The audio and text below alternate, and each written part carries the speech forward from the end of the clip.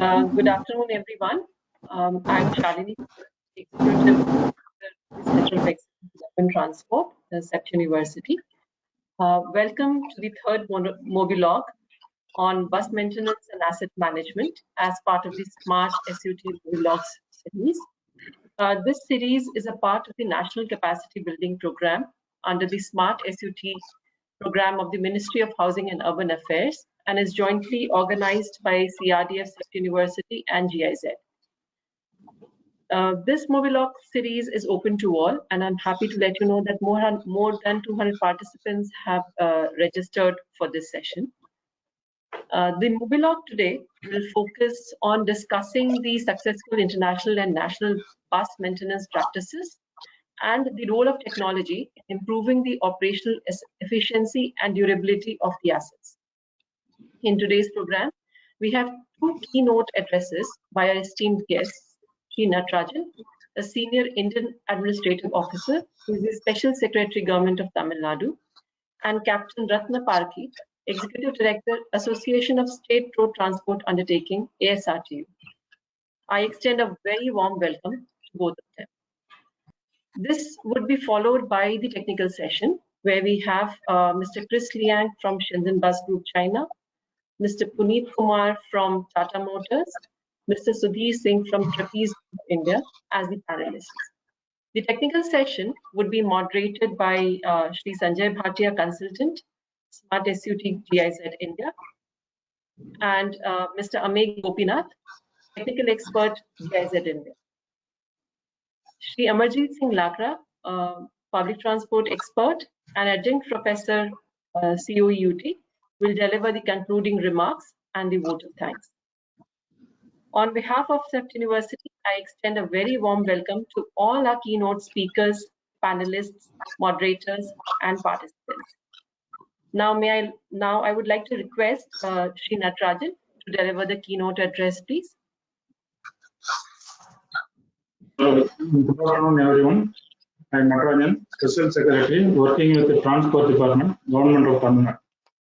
I understand that Smart SUT Mobilogue series is a part of National Building Program initiated by Ministry of Housing and Urban Affairs, jointly supported by GIZ India and CRDF, CEPT University. This activity contributes to the Green Urban Mobility Partnership between India and Germany. I appreciate that the focus is bus maintenance and asset management. The STU in India today carry more people daily than Indian Railways. They are essential and affordable means for passengers to reach remote villages, small towns, and dense urban areas. They give close to doorstep connectivity. Buses are the most common form of urban public transport services in our cities. Sustainable mobility depends on how well these systems are functioning. Well-functioning bus system means they are adequate in numbers. Operations are turned to match the demand patterns. They need to reliable, clean, comfortable, safe, and affordable. One of the key aspects determining their function is the bus maintenance management system. The benefits of good maintenance practice are longer life of the assets. That means reduced capital investment requirements, fuel savings. That means reduced operating expenditure, zero breakdown. That is reliable bus operations and better fleet and vehicle utilization. Reduced emissions. That is improved environment conditions. All of these would make more attractive compared to other modes. Your address and his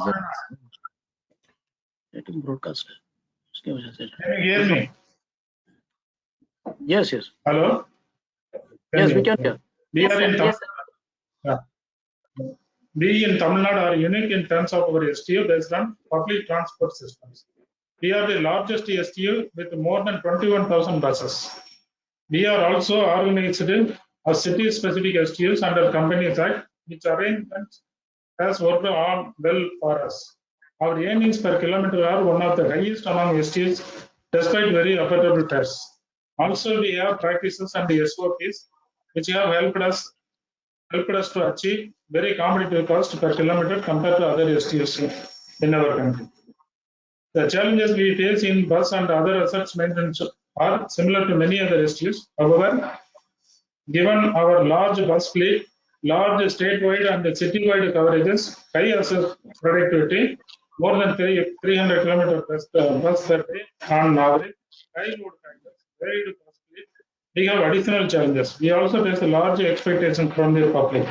I understand today's Mobilogues on bus maintenance and asset management will have three presentations, one on electric buses, OEM-led annual maintenance contract system, and the third on use of ITS technology for maintenance monitoring. I see these topics would be useful to the industry and also to us, as we are in the process of acquiring large fleet of buses, 2,300 diesels and 500 electric buses. I would like to thank the MHU, CIS, CEPT for inviting me to deliver this keynote address. Thank you all.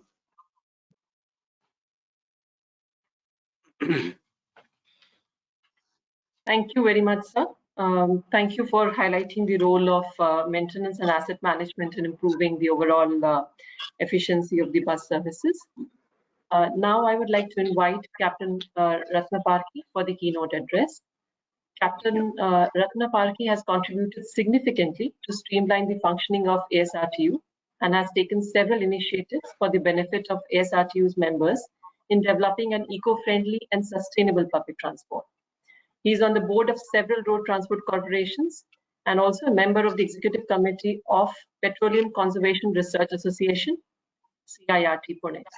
He has a rich experience of 28 years in the road transport industry. Captain Ratnaparki, over to you. Thank you very much. Good afternoon to everybody. Respected Dr. Shalini Sinha, Executive Director, Center of Excellence in Urban Transport, Mr. Sanjay Bhatia, Consultant, Integrated and Sustainable Urban Transport System of Smart Cities in India, Mr. Amek Gopinath, Technical Expert, Mr. Chris Liang, Operational Manager, International Development, Shenzhen Bus Group in China, Mr. Punit Saxena, Head Fleet Management Solutions at Tata Motors, and Mr. S. Lakra, I'm same. Distinguished guests, representatives from government and industry, and Mr. Natarajan, if he's there online. As you all are aware, past 2 years have been most devastating for human race globally. The pandemic, besides damaging us, has wiped out the economy completely. The scenario is still emerging. However, with vaccination drive coming in a big way, perhaps we will be able to stabilize. But life has indeed changed post-pandemic with new normal, that is mask, social distancing, frequent hand washing, etc. At this juncture, I am reminded of the great author of Future Shock, Sir Alvin Toffler, who is, his quote, I'll quote here: change is not merely necessary for life, but it is life. And it is very well, in the present scenario, no matter what crisis is, the fighting spirit and the instinct to survive will always emerge victorious. Having said this, in the present scenario in our country, the public transport or the transport sector has been hit the worst in terms of whether it is private or it is organized public transport in the STUs. I would say the private transport operators are basically, they don't have a permanent liability in the sense that they don't have permanent manpower with them.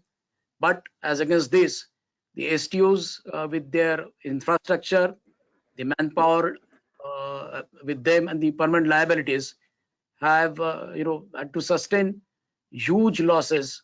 In fact, the respective state governments to an extent been financing them, but on a very, very way, and as a consequence, the scenario is very, very bleak. The operation as on today has not been restored amongst all the STUs completely. It's skeleton operation, and depending on the the status of the pandemic there in that particular state, the seating capacity also not been restored normally. This is the topic that has been given to us today in today's webinar, that is bus maintenance and asset management, is indeed very apt and very relevant, because ultimately the asset management, or for that matter bus maintenance, is the only way by which perhaps you can efficiently manage your assets. So it is basically interconnected, and the emphasis has to be on the bus maintenance, so that the overall fleet, all asset, that is the fleet that you have, can be put to use for the optimum utilization and for the satisfaction of the traveling public, that is passengers. So before we come on to those the main topic, I would like to give a basic introduction of ASR to you. Can we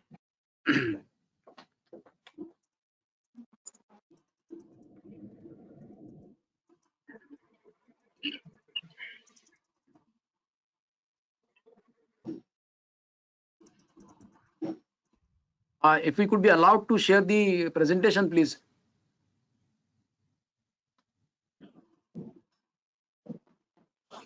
Yes, sir.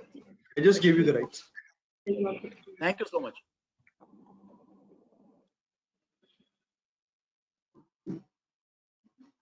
Are all the members in a position to see? Yes, sir. Yeah. Yes, sir. Thank you. The ASRTU is an association of state road transport undertakings. Can we made on a presentation mode, sir?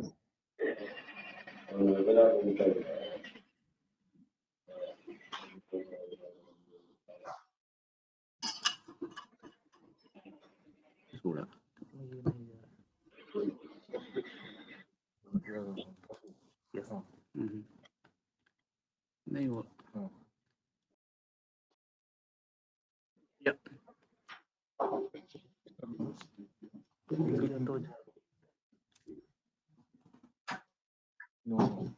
No.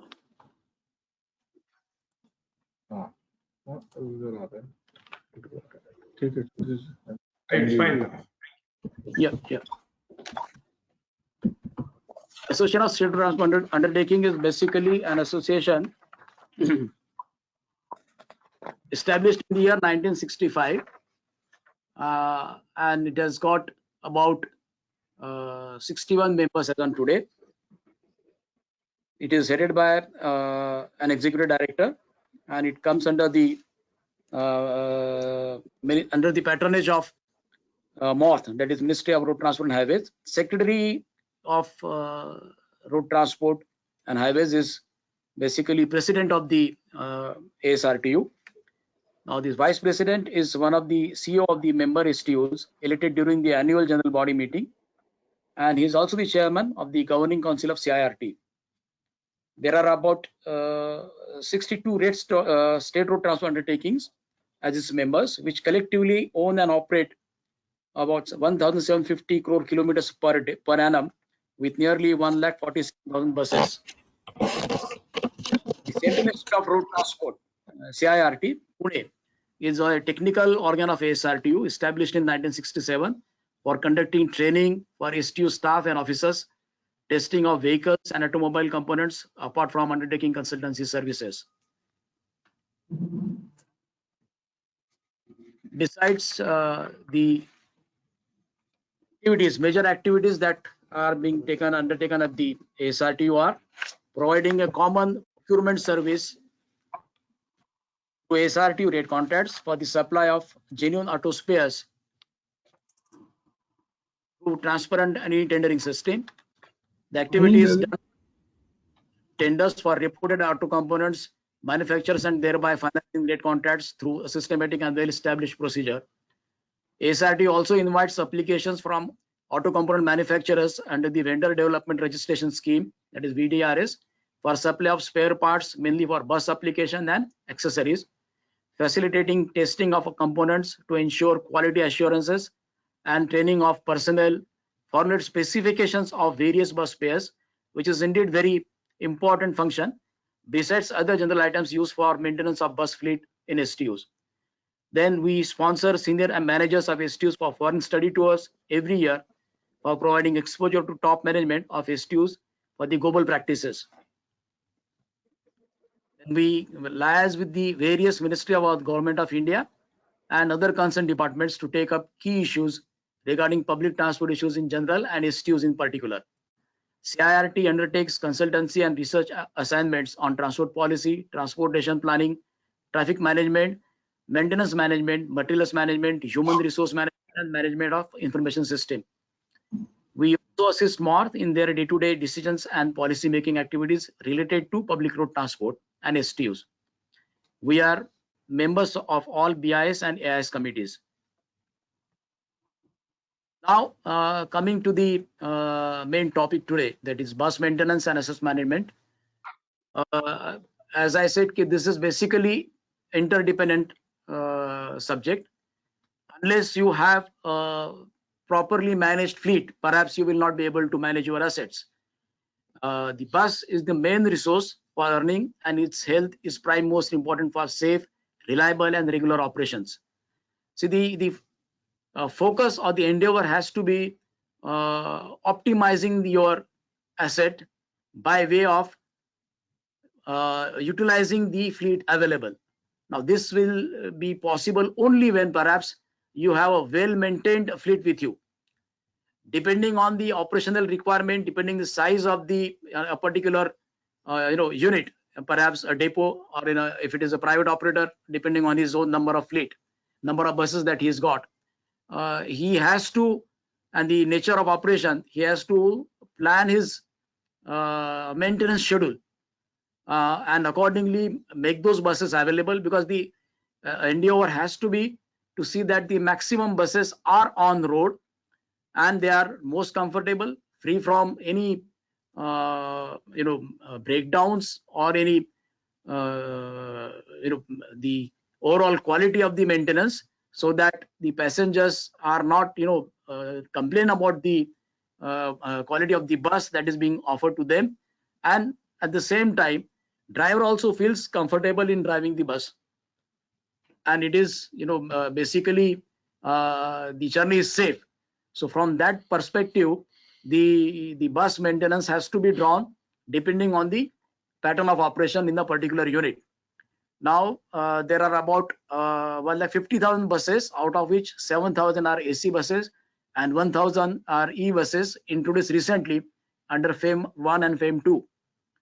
97% of the fleet is run with diesel as fuel and remaining with CNG. Most of the fleet of STUs are manufactured by Tata Motors or Ashok Leyland. Recently, Eicher has also been inducted in some of the STUs. And besides these three, at high-end buses, we have Volvo. And earlier, there was one competitor to Volvo, that is Scania. But now it is, not no new fleets. Then assets management and optimal utilization of vehicles depends on the health of fleet, that I already told. Besides maintaining the vehicle, our endeavor has to be to ensure passenger comfort, and hence the practice that we have in STUs is basically preventive maintenance and breakdown maintenance. Now, preventive maintenance is a pre-planned one and done on daily, weekly, and monthly docking schedules. Now, depending on the, as I said, the size of the unit, that is number of buses, and the pattern of operation, the manpower deployed, this particular requirement of carrying the preventive maintenance on daily basis, weekly and monthly basis is worked out, and attention is during the fitness certificate is also part of preventive maintenance. The maintenance works that are to be carried out daily, weekly, and monthly are finalized, and maintenance schedules are drawn in consultation with vehicle manufacturers and based on the standards of maintenance practices of the respective STUs. Now, I would like to submit here the STUs after independence have come into existence. For example, MSRTC, and APSRTC. While establishing these particular STOs under the RTC Act, RTC Act came very later, but before that the Bombay Transport Corporation was there. So under that, the British Army people were deployed as the chief executives of the STOs, and they have evolved the entire system of maintenance based on their experience and their system in the army. So right from documentation and this particular maintenance schedules, even now as on today, is very relevant and very foolproof. And the only problem is basically the STOs or the place these systems are being evolved are not being monitored by the supervisors. So the basic requirement of maintenance schedule is that it needs to be monitored. The quality of the maintenance that has been taking place has to be monitored on daily basis by depot managers or by the engineer operation officers and senior officers, so that the quality is ensured, the maintenance activities are carried out in a true spirit, and subsequently you find the overall health of that particular fleet is really maintained good. Besides, the objective of having effective maintenance practices are to ensure breakdown free operation of the bus, to maintain regularity of operations, fatigue free driving, safe and comfortable journey for the bus passengers and other road users, besides reducing the expenditure on consumable spares, tires, also on fuel. Then emission control and protection of environmental nature is also one of the objective of effective bus maintenance. So the preventive maintenance is basically in anticipation of what could be the breakdown in future. Those maintenance are being carried out on day-to-day basis. Because mind you, one breakdown on the way results into so many complications. You will have to provide one relief bus, the passengers start cursing, and it results into cancellation of that particular schedule. It delays their journey, and it creates manpower shortage in the workshop, plus overtime to the team that attends that particular breakdown. And also it creates a very bad scenario on the road, saying that a bus is particularly of that particular STO or that particular operator is broken down. So these are the factors which really need to be avoided. Breakdown has to be bare a minimum.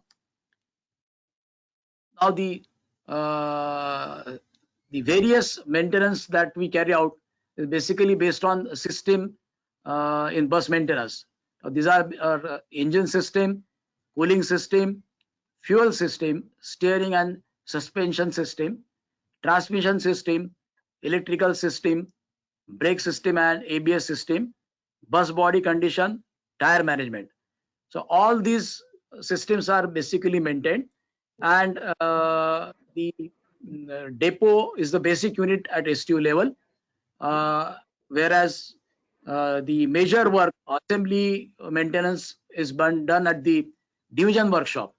At the depot level, they'll simply change the assembly in case if there is a problem, but the maintenance of the system is carried out in the divisional workshop.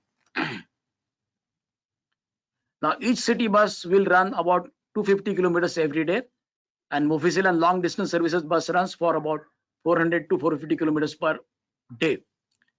So we have to ensure that the buses that we have are on the road and they do perform the kilometers assigned to them, and it doesn't fail en route and should not cause any inconvenience to the bus passengers. As already told, the parameter breakdown rate measures the quality of operation in terms of breakdown en route.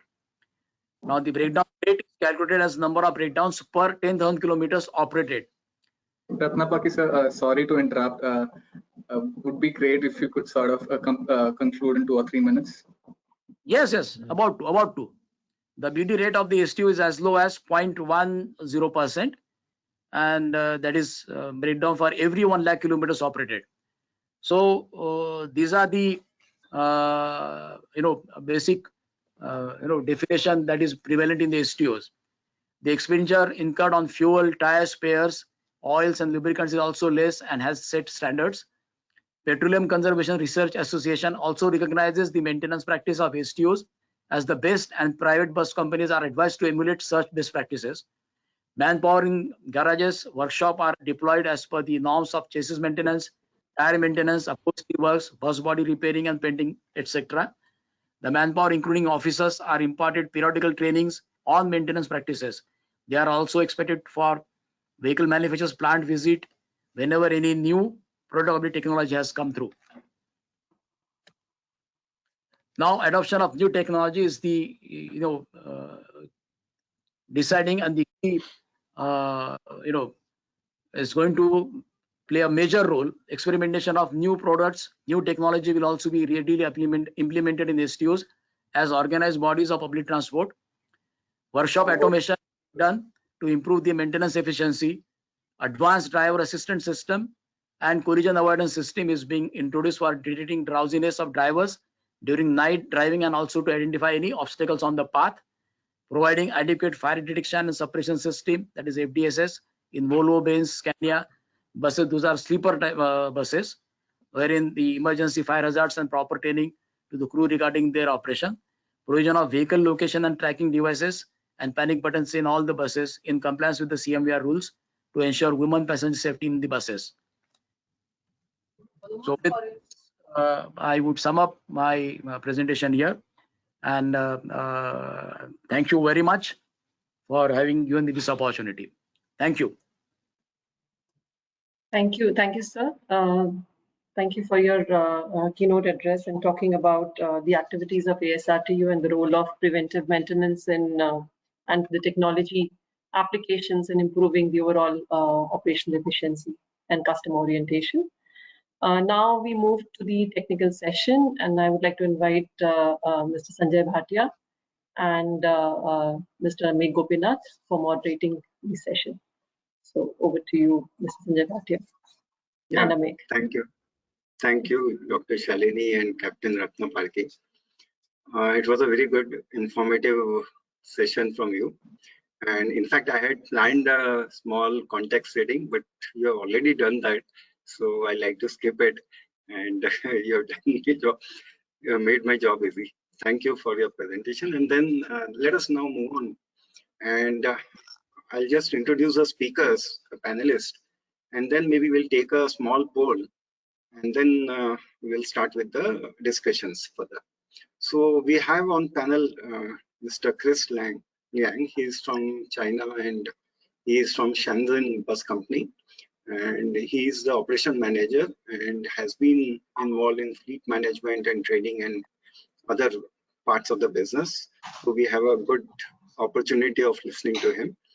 So, and the other speaker is Mr. Puneet Saxena, old friend of mine, and he is in Tata Motors for quite some time, and he has been maintaining the DTC fleets, which is a big challenge. Everyone knows that.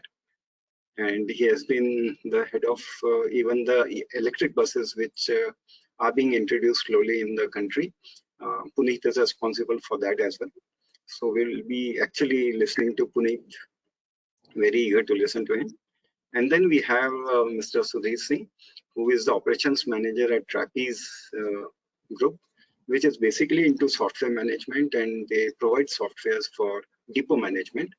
So it's another very important tool for getting a good business, how maintaining the assets in the buses.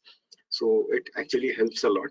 So I'm really eager to listen to all the three panelists. So before we start listening to each one of them, let us take the polls.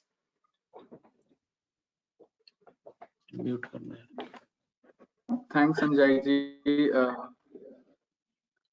Firaq, could you please display the questions on the screen? So to begin with, the first question is on: do you all think bus transport agencies maintain their buses to the desired level? You have three options: yes, no, don't know. Would request the participants to take the question. You have 10-15 seconds to respond to this question. And we'll meanwhile also we'll display the responses to this question so that we know what the participants think about it.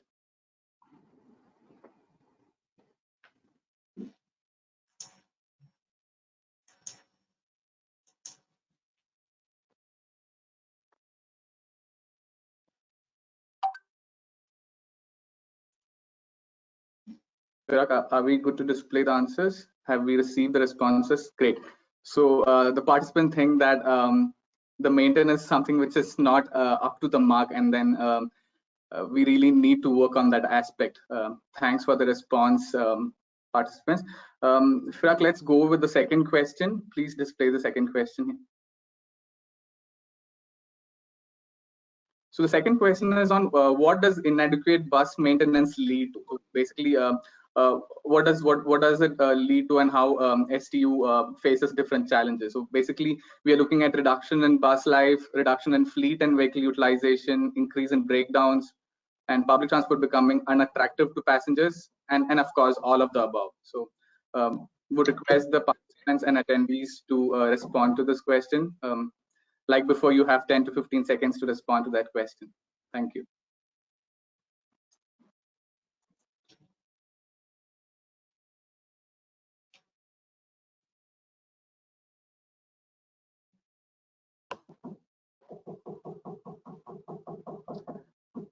I think it's as expected. So the attenders think all of these 4 reasons are very important, and I think these actually lead to some of these performance reduction.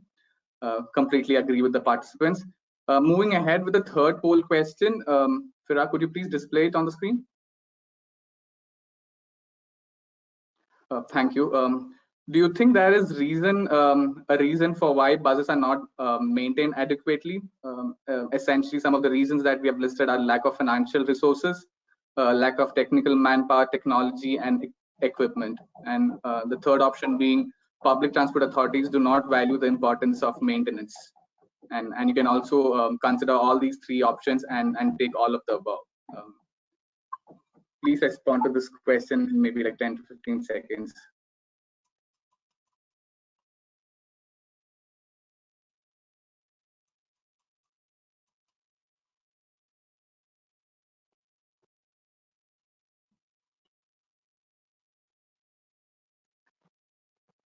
It's interesting to see how the first 2 options, which is on lack of financial resource and lack of technical power, technology, equipment, has also gotten a fair bit of response from the participants. Of course, we know that there would be a lot of share on all of the above reasons, but then it also points out how the participants feel that the lack of financial resource and technical power.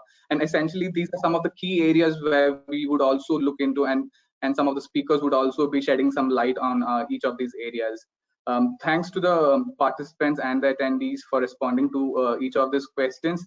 We'll definitely take a note of it, and then we'll be sharing these results as well once we are done with this session. Over to you, Sanjay ji. Please take the session ahead. Yeah, thanks, Samik. And now let us start. And everyone is eager to see the presentation by Mr. Chris Liang. So over to you, sir. Right, thank you very much, Sanjay. All right, let me see. Would you give me the presentation permit? All right. Yes, I think you would have. Chirag, can you just quickly check that? Yeah, I just did. All right, I just got it right now. Okay. Are you able to see the presentation slides? I think it might just take a minute to load. All right, let's wait a little bit. 2 seconds rather, like a minute is too much for the session.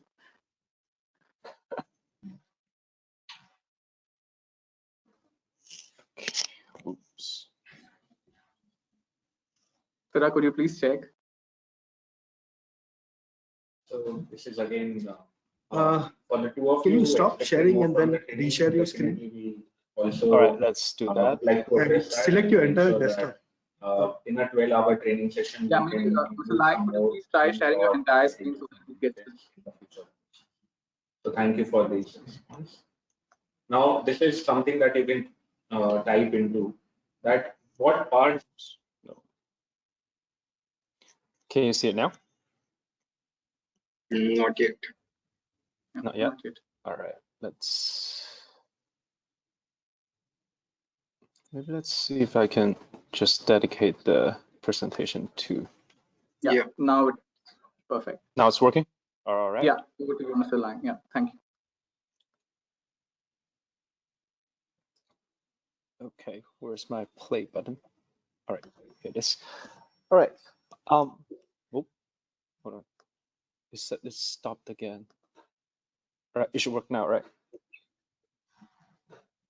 Like we can see your screen, but then there are multiple windows which are being visible on the screen. Is You it good just now? need to share the presentation. Yeah. Now it's gone. I just selected. Yes, okay. All right. So that took a little bit. So without further ado, my name is Chris Liang, and I'm the operations manager in International Development Department in Shenzhen Bus Group. And today I'll be sharing a little bit about our kind of experience or our practice in our electric bus maintenance and the asset management side of things.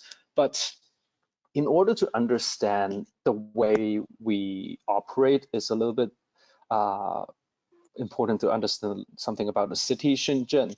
Shenzhen is a city of about 2,000 square kilometers. And as you can see on the bottom right, it's a relatively long city when you look at it from the east to the west, but from the south to the north, it doesn't span that much. And the entire Shenzhen's population is about 25 million in total, and which So we can see only the first slide. Oh, hold on.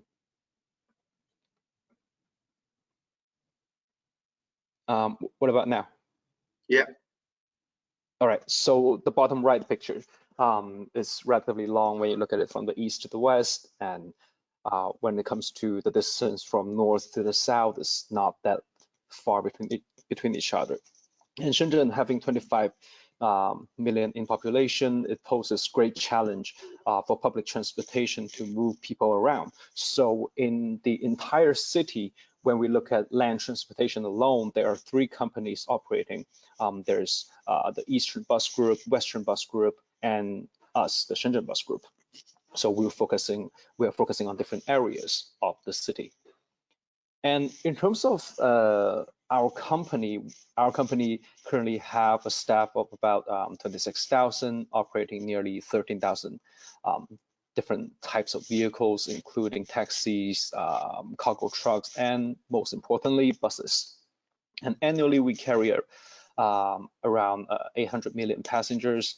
And Shenzhen Bus Group is actually one of the first issuer of the IC travel card, and since launch, it has been issued 40 million IC travel cards and has accumulated annual transaction to about $1 billion a year. As a bus operator, we have our own depot and we also rent some of our depots, and our total depot areas are around 950,000 square kilometers. And most of these depots or terminals, they are equipped with charging stations. And in terms of business profile, apart from the obvious, the urban bus, we also have taxis, on-demand buses, school buses, tour buses, and because of our location, it's right next to Hong Kong, so we also run cross-border buses and cross-border trucks. And aside from what's shown on the circle, we are now experiencing some civil engineering electric vehicles to assist in the decarbonization practice in 2035. Ooh, a little too far. And about our fleet, here is a list of different models of buses that we've used since our electrification. So as you can see, there are a total of 12 model of buses from 3 different manufacturers of different size, of different technical specifications. So it's very important to Shenzhen Bus Group. Slide is not changed. Sorry, the slide is not changed. Yeah. Thanks. You can change again. All right.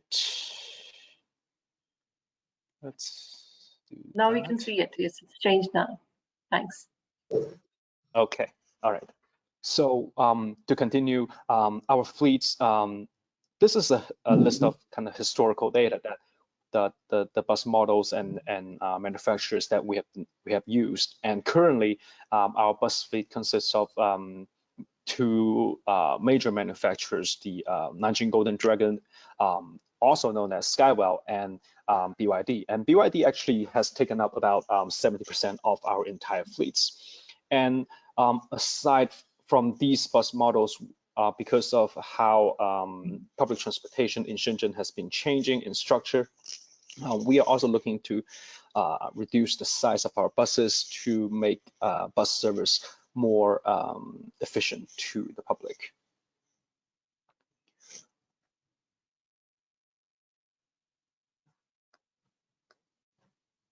And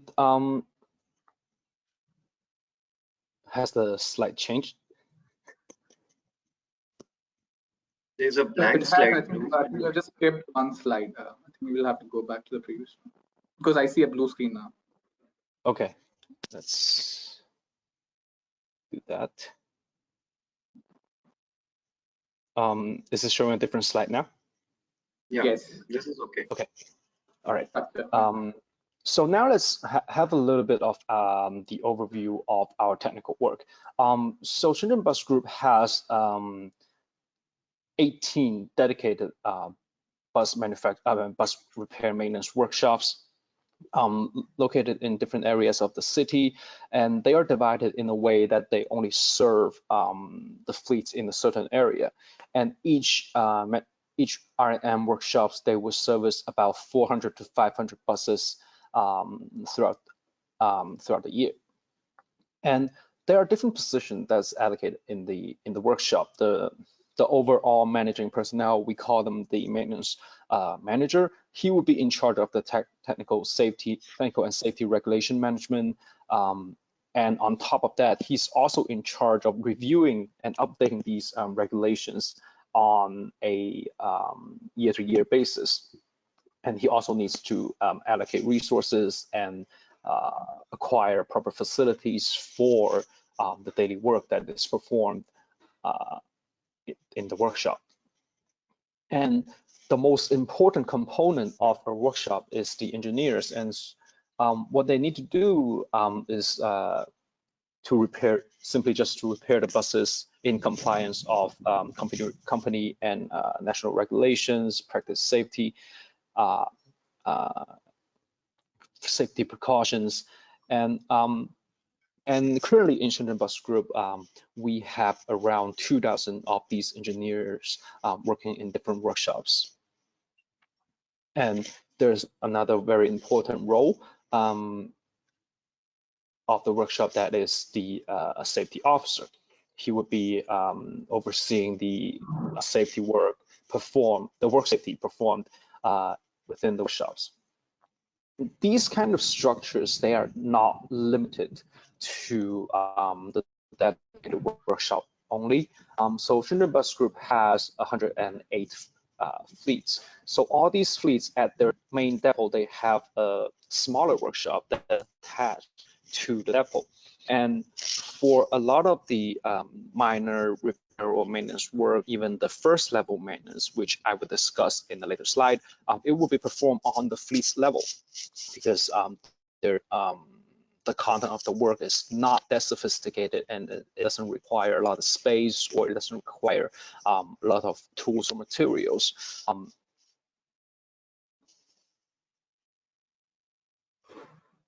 But overall, the I&M workflow is the same. For repairing, it all starts with damage assessments, and then it's handed over to our engineers for vehicle repair, and then it's the body work. Well, in the accidents, there's always body works involved, and they have to go through the minor repair, because some of the repairing work or the damage to the bus might not be visible at the glance. And the last but not least is the three major components of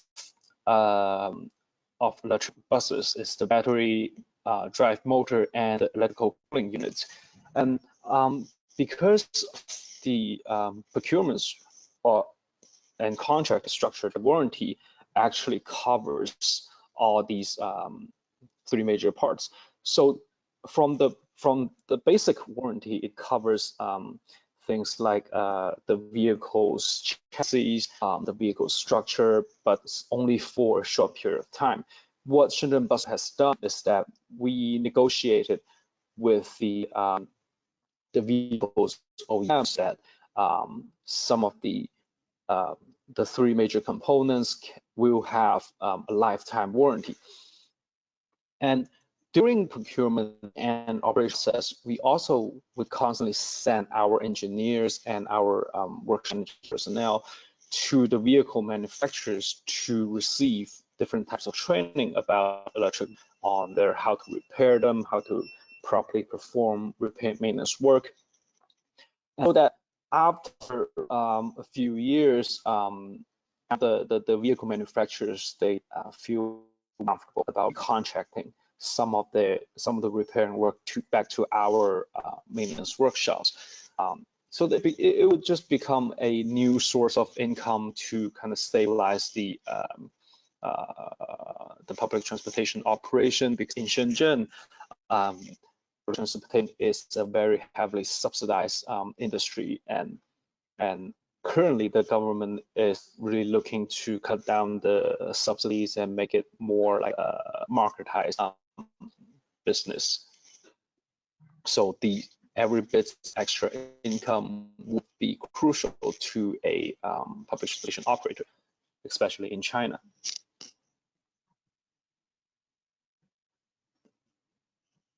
Right. Wait. And I'm just going to wait a bit for the slides to change.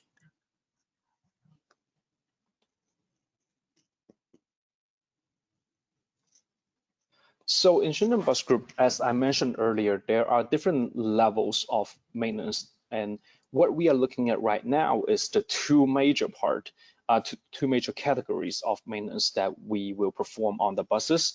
The level 1 maintenance, it would occur every 4,000 kilometers, and we usually give it a 10% free room so that the fleets and the workshop, they don't have vehicles bunching up together and having to work on all 100 buses at the same time. And the content of the work is really simple, and it only includes nuts and bolts securing. We inspect the brake performance, we check for lubrication, and also we clean the filter. And that is exactly why the reason that these kind of work is able to be limited on the fleet's depot, the fleet's workshops level. But for level 2 maintenance, which occurs every 20,000 kilometers, it not only includes all the level 1 maintenance items, it is actually an overhaul inspection, repairing, maintenance process. It will include taking the vehicle apart and inspect the chassis, inspect the different parts, inspect the high and low outputs, especially output unit and appliance. And so because of the scale of this kind of work, it happen at the 18 dedicated depots that we have throughout the city.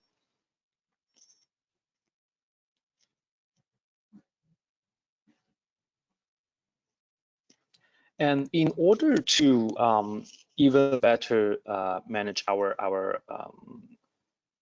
maintenance workflow, or also improve our asset management methods, we are also trying out some innovative management methods. And the first is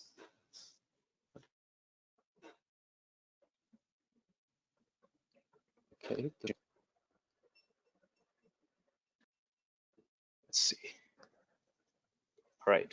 So the first is that after electrification, Shenzhen Bus Group has developed a method to manage all the buses with what we call the vehicle-specific technical archive. So in this document, first of all, it's digitalized so that it's easier to refer to. And secondly, it recorded all the detailed performance of the bus and also keep a record of all the repair and maintenance work that has been performed on the bus. And these kind of digitalized management can also lead to what we are aiming to do right now. So Shenzhen Bus Group is currently testing for a predictive maintenance method. With this is what we are hoping for the predictive maintenance to achieve is that we can improve the workflow and work allocation and scheduling of our maintenance workshop. And the other side of it is that it can improve our warehouse management method, because without predictive maintenance, every single workshop, they have to order and store different materials and parts in their warehouse, which can leads to a increased depreciation cost, and which can also pose a lot of challenge when it comes down to warehouse management. We have to keep track of the status of the pre-order parts, and we also have to keep track of the number. So there are a lot of ways that a public transportation operator can improve on, I would say, as the asset management methods. But I think to standardize all the repair and maintenance work and standardize the warehouse management is two of the more important part in asset management, especially when it comes down to electric bus. So I will conclude my presentation here. I think I already see some of the questions that has been posted. And the question is that, was it challenging to maintain the e-bus, considering since most of the manpower were trained to maintain diesel buses, and how the Shenzhen Bus Group overcome this challenge?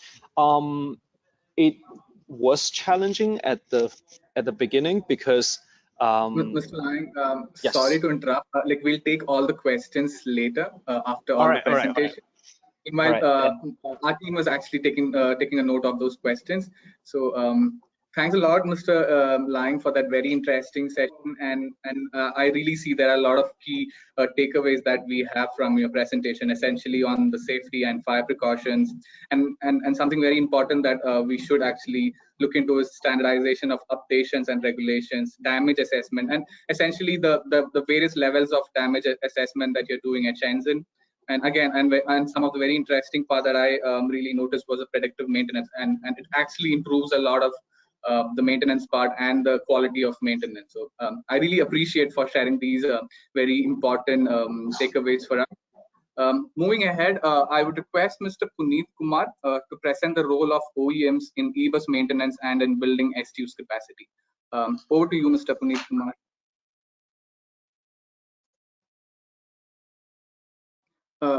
Mr. Puneet, could you please unmute yourself? I think you're muted.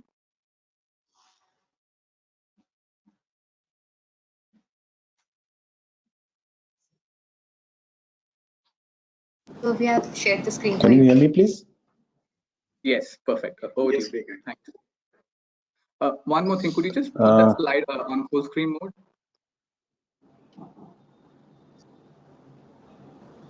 Great. Please go. First, I will introduce myself. So I am Puneet Kumar. I am working in Tata Motors since last 10 years. I am having a work ex of around 30 years in fleet management itself.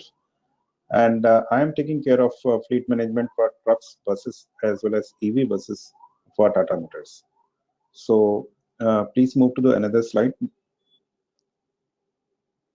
Yeah. In fleet management solutions, we are having very clear-cut role, that is to achieve and maintain safe, reliable, and presentable fleet for the customers. And our major 3 KRAs are 100% outshedding, zero breakdown, and economy in operation. Next slide, please. Introduction of FMS, if I give for buses, basically FMS is a part of customer care team of Tata Motors. We started taking care of DTC fleet initially from 2009-10, and later on in 2018, our vertical was renamed as Fleet Management Solutions. Presently, we are having our footprints in DTC, CTU. CTU is basically Chandigarh Transport Unit. We are having our footprints in MMRDA Mumbai, West Bengal, Lucknow, Guwahati, Indore, and other part of the country. We are presently taking care of EV buses in these locations. Other than we are also taking care of BEST buses. This is a 340 vehicle contract, and in which we are providing operation and maintenance support to the customer. Next slide, please. Next slide, please. In portfolio of services which we render is basically related with the scheduled services which we are giving under pit inspections and general checkups. We are giving operational support, providing drivers for the buses, use of genuine oil and lubricant, readily available Tata genuine parts and floats of various aggregates, trained manpower, and providing neat and clean, good-looking vehicles. Direct supervision of Tata Motors is always there. Accident repairs we are doing. We are providing 24/7 operational support, and continuous feedback from the drivers and training sessions for the skill development. Next slide, please. I will just take you through the current fleet in Delhi Transport Corporation and Chandigarh Transport Unit. There are around 2,662 buses. There were two tenders. First tender was floated in 2007, in which Tata Motors supplied 650 vehicles, among which 25 were AC and balance 625 were non-AC buses. Later in the second tender, which was floated by DTC in 2009, we supplied 2,032 buses, among which 813 were AC buses, and balanced 1,219 were non-AC buses. And this is, as I told you earlier, this was a CNG fleet. This was the first time such a big fleet of CNG buses was introduced in India. Other than Delhi Transport Corporation, we are running around 100 buses in Chandigarh Transport Unit also. And I am glad to inform you that in DTC, we have covered almost 1,939 million kilometers. And in Chandigarh, we have covered around 70 million kilometers in terms of bus running. And in Delhi Transport Corporation, our tender requirement was providing 95% of the availability. As well as in CTU also, we were supposed to provide 95% of availability. Next slide, please. These are the electric bus contracts in which we are providing support to the different STUs like Kolkata, Lucknow, Indore, Guwahati, and Jammu and Kashmir. In this working, we are providing maintenance support to these STUs, and in totality, these are 215 buses, which have covered more than 1 crore kilometers as on date. Next slide, please. Other than that, in GCC contracts, in which we are providing electric buses and in which we are providing the operation as well as maintenance support to the customer, we are supplying 340 vehicles to BEST, that is in Mumbai. We are supplying 60 vehicles to AGL Ahmedabad, 100 vehicles in Jaipur, and 100 buses in Delhi Transport Corporation. These all are EV buses, and in BEST operation has already started in the month of December 2020, and presently we are running almost 200 buses as of now. In MMRDA, we are running hybrid buses. There are 25 hybrid buses in which this is a different technology, and we are supporting this operation too. Now coming back, and next slide, please. Yeah. Now I will be focusing more on Delhi Transport Corporation. When Tata Motors entered into Delhi Transport Corporation, on left side you can see the workshop pits which were at that time available with DTC, and now in the right side you can see workshop pits with Tata Motors. And this is a real picture. I'm not just posting upon it. Why I'm showing this picture? I'm showing this picture because you will find that what is basically required for maintaining a fleet for giving 95% or even more uptime to the customer. We were discussing upon maintenance, we were discussing upon zero breakdown, and we are discussing upon presentability of the buses. First of all, what is first time requirement for any of the customer or any of the service provider? That is basically the ambience within the depot. When you are entering into the depot, you feel certain thing positive. You should not feel anything like negative. So in the subsequent slides, you can see that what type of changes we have brought in these depots which are owned by DTC itself. DTC means Delhi Transport Corporation. Next slide, please. This was the Lube is talking with DTC and how we are talking now with DTC in the right side. We are using auto dispensing units through which we are filling the lubes in the vehicles. Basically, this is just to minimize, I will rather say, or just to put zero contamination in the lubes when we are filling in that. So these are the changes we have brought in the DTC depots. Next slide, please. You can see how we are keeping the parts store by TML and how this type of part storage was available with DTC at the time when we took over the depot. Next slide, please. TML room, we have made conference room, and in the next slides, please play the slides quickly. This is you can see, this is the overall picture of the depot which Tata Motor used to take care of. And this is how we change the depot scenario inside the premises where the buses are being parked. And when our engineers or technicians and works managers will be involved in the maintaining the fleet, they should feel something positive about it. That is one part, how you can maintain a good fleet. I will be covering balance parts in the next subsequent slides. Next slide, please. Now, after making the depots like this, we started focusing upon the how FMS can be penetrated into the vehicles, how you are maintaining the manpower, how you are maintaining the parts availability, SAP, CRM implementation, how you are ready with the IT preparedness, tools availability, creation of various SOPs, creation of retrieval cells for reduction in operational cost, as well as availability of personal protective equipment for safe operations. Next slide, please. In preventive maintenance, we are doing docking, pit inspection, daily critical safety checks. In statutory compliances, we are doing MVI, CNG, PUCC, CNG cylinder testing. As far as driver complaints, we are noting it down on daily basis, diagnosis based on the driver inputs, and investigation and rectification we are doing, as well as we are providing attending breakdown complaints also.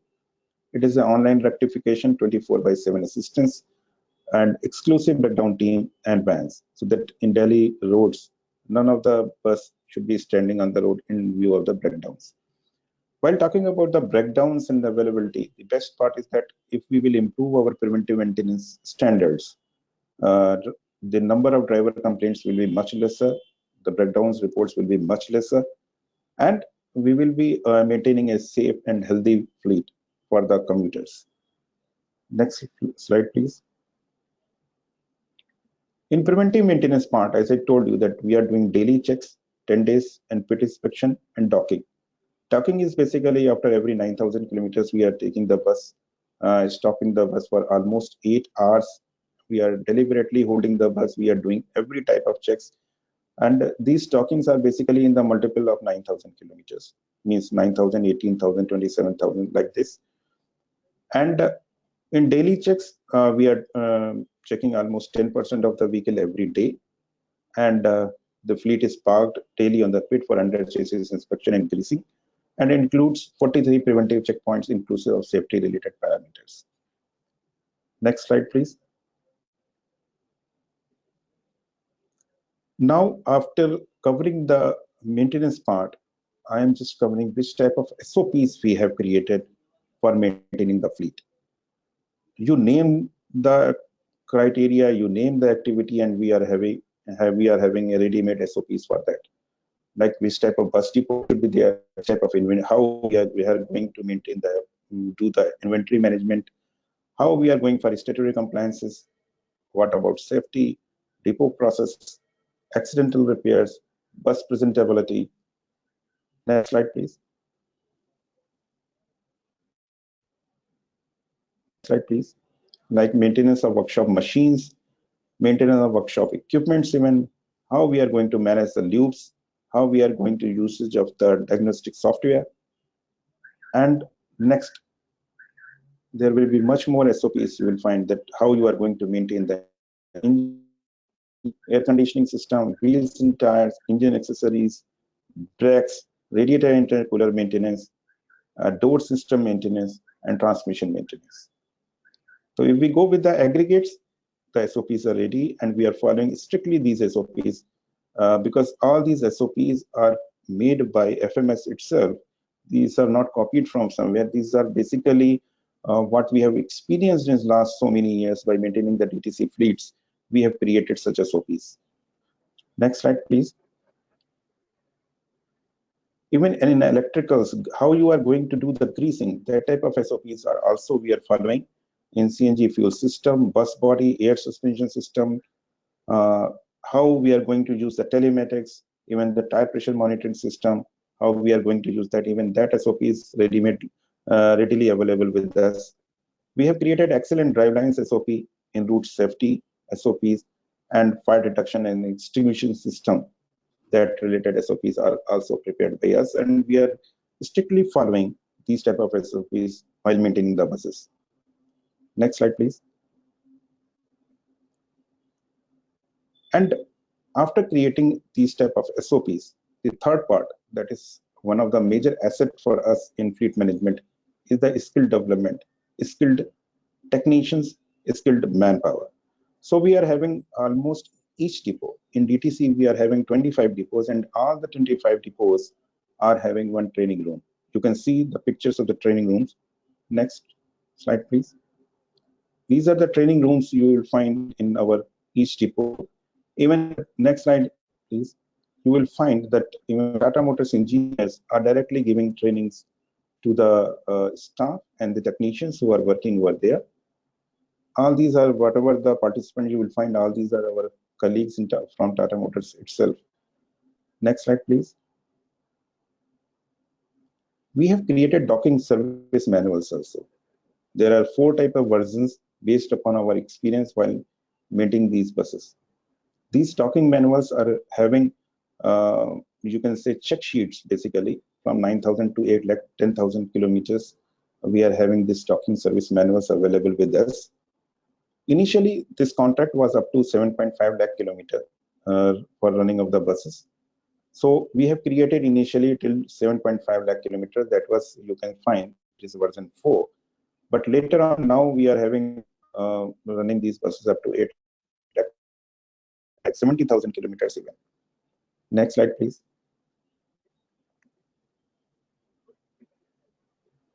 Next slide.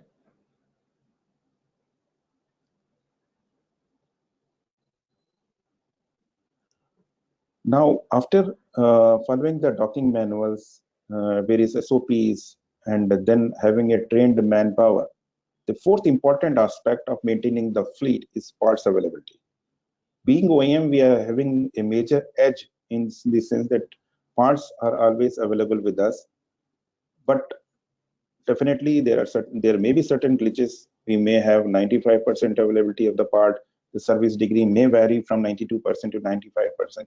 So since we will have to give 95% availability of the parts, and we will have to ensure that economy in operation should also be a part of our operation. So we have created different retrieval facilities across depots. This helps us in retrieving the parts, in reducing the part cost, and third, availability of the part is also increased. So there are certain glimpses of our retrieval facilities like VAPCO facility. Next, please. This is a retrieval facility for engine head repair facility. We are repairing the engine cylinder heads also.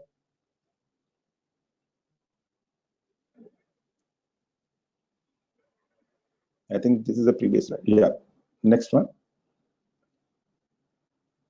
Next. And after doing all these type of activities, you can find the, just go to the back slide, previous slide. You can see after covering the warranty in 2013, I am not involving till the records till 2013. It is from 2014-15 till 2021. You can find that the buses are getting aged, buses are becoming old, but the availability is increasing like anything. We are maintaining the fleet up to 97.45% available buses, though our as per our tender requirement, we are supposed to give only 92% availability. But by following certain SOPs, by following upgrading the skills of our technicians, following different patterns of working, ensuring that each and every bus is being attended properly, the maintenance is being done by quality manpower. We are ensuring that availability of the vehicles should be much more than whatever customer is desiring. And the customer's desire is to give 92% availability. And as you can see that in the 2021, when the vehicles are almost 12 years old, we are giving 97.45% availability. And same is with CTU also, where we are giving 97.45% availability to the vehicles which are in the 12th year of operation. And with this, I'm glad to inform you that by maintaining such a fleet of more than around 2,662 vehicles, after covering the contractual 7.5 lakh kilometers and after covering 12 years of operation, DTC has extended the contract for another 3 years. These vehicles will run up to 15 years. And as you can understand that when you are maintaining the buses in such a good way, you are basically enhancing the life of your capital expenditure, that is asset, and that is the product, that is bus. So customer may have invested somewhere in 2007 and 2010, and they may have thought that the buses will last till 7.5 lakh kilometers, but now these buses are going to touch almost 9,90,000 kilometers, and this operation will go up to 15th year. That is the maximum a bus can give a life in terms of statutory compliances. But definitely it is an achievement for my team of DTC operation, which has created such an environment of maintenance that we are achieving that target. Anyhow, next slide, please. Challenges in maintenance of buses. The technology is progressing, the need of the quality of manpower and bus maintenance has increased. Arranging and maintaining such manpower is becoming extremely difficult. Costs are involved in inventory maintenance, workshop management. Arranging parts timely is also a challenge. As OEMs, we are having a better aware of lead time for the parts and can plan the storage effectively. The scope of repairing parts is reduced as repairing can be done in-house only. OEMs can leverage their connection with vendors and ask them to establish facility. That is basically an edge which OEMs have. And the last but not the least, the technology is becoming more and more complex. The diagnosis takes time and expertise, but if you are OEM, things becomes easier because there will be a back and a total technical team will be available 24/7 to help you to sort out any product related issue, if any. Next slide, please.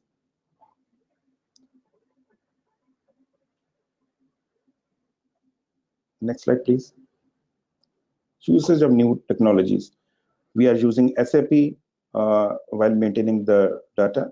Just go back to the previous slide, please. Mr. Puneet, would be great if you could conclude in 2 or 3 minutes. Yes, I think this is just concluding. We are concluding that. We are using SAP for recording data. We are doing telematics, TPMS, automated lubrication system, automatic lube dispensing units, and FDS and FDSS. We are following all these new technologies in the operation. Next slide, please.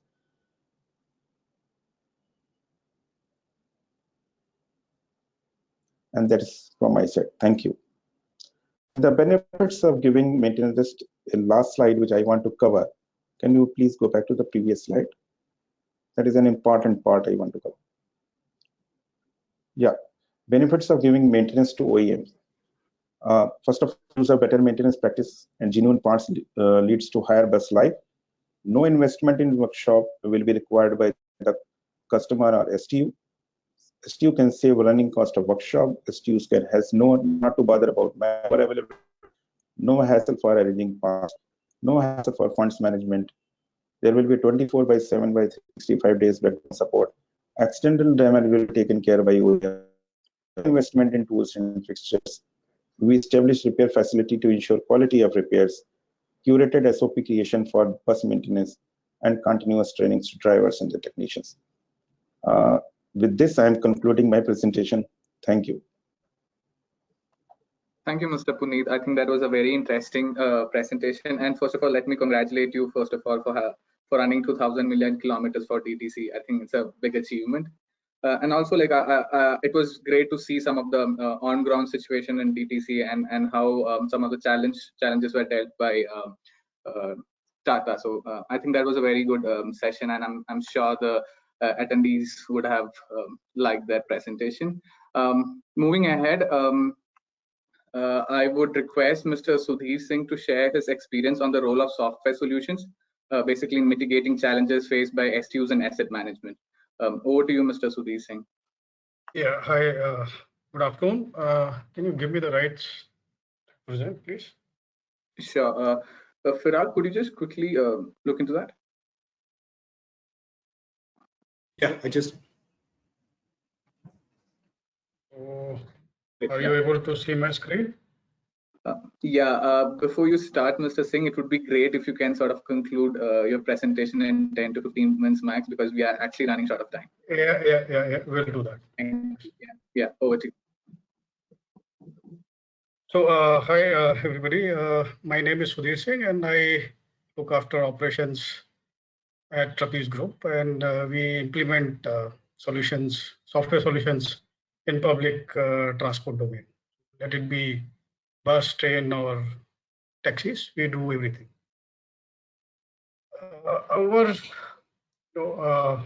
As a solution provider, our goal is to help transport operators and authorities to, save money, improve the customer experience with the proven technologies which are used by a lot of customers world over, and bring that technologies to India, customize it, and make it locally available to Indian customer as per their requirements.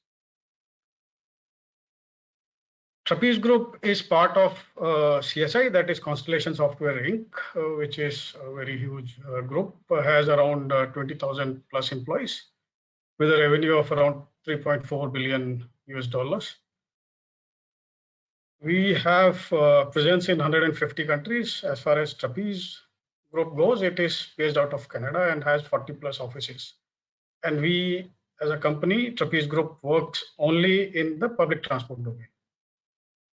If you look at the footprint we have, that will give you a fair idea as to what all we do in public transport domain. So let it be a demand response scenario, rail, metros, bus, ambulances, and taxis. So we have customers in these domains, and we are a niche product which looks into public transport domains. So for example, in RTA, we have 10,800 taxis. In London transport, we have around 10,000 buses, which we are working with.